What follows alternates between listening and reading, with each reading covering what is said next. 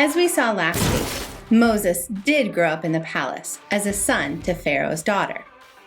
Due to some trouble in Egypt, Moses had to run away, and he ended up in a place called Midian.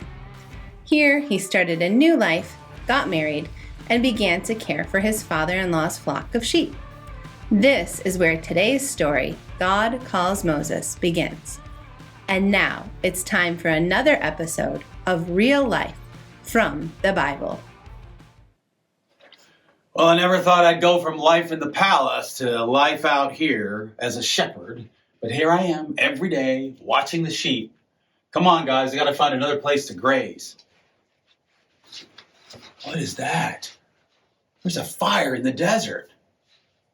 I'm going to have to go check this out. Whoa, that's weird. It's like it's burning, but it's not spreading. The bush isn't burned up. What in the world is this? Moses! Here I am. Take off your sandals, for the place you are standing is holy ground. Take off my... Hold this. There. Okay. I am the God of your fathers.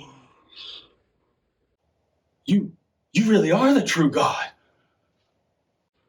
I have seen the misery of my people in Egypt, and I shall send someone to rescue them. Wow, that's a great idea, but who in the world are you going to get to do that job? Who's going to go rescue them? Who will God send to bring his people out of Egypt? Like I said, I can't imagine who God would have sent to do this job, but before I knew it, I realized God was telling me to go. Me! I thought, who am I? I'm a terrible speaker. Plus, I get really nervous in front of crowds and everything. Plus, God was sending me back to the palace where I grew up. Why would they listen to me? But God told me he would be with me, and God would send my brother Aaron along with me too. And so the next thing I knew, I was on my way back to Egypt and back to the palace.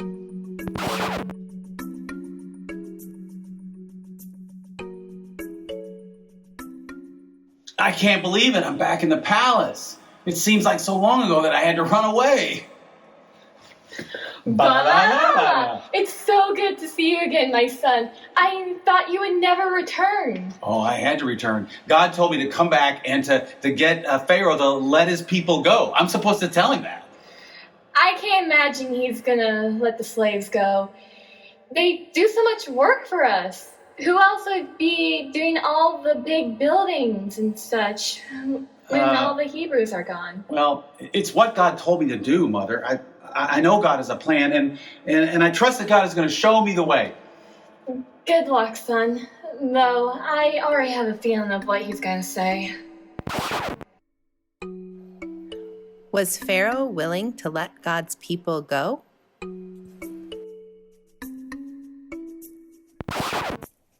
I was so right. You asked the Pharaoh to let the Hebrew people go, and he answered with a big fat no. You were right, Mother.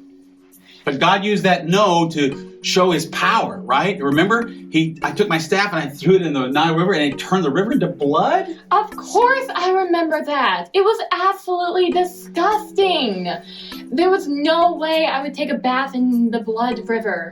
Well, even after that, Pharaoh said that he would not let God's people go. So God sent a whole bunch of plagues. There were frogs and gnats and flies and boils. There was hail and locusts, and the crops were destroyed, and all the livestock animals died. So there's no food. Then darkness covered the whole land. But that wasn't nearly as dark as when the firstborn sons in all of Egypt died. That was tragic. But Pharaoh finally got the message. He let all of God's people go. Or did he? The excitement definitely continued on. All I know is I was sitting there minding my own business, and all of a sudden, I was on fire.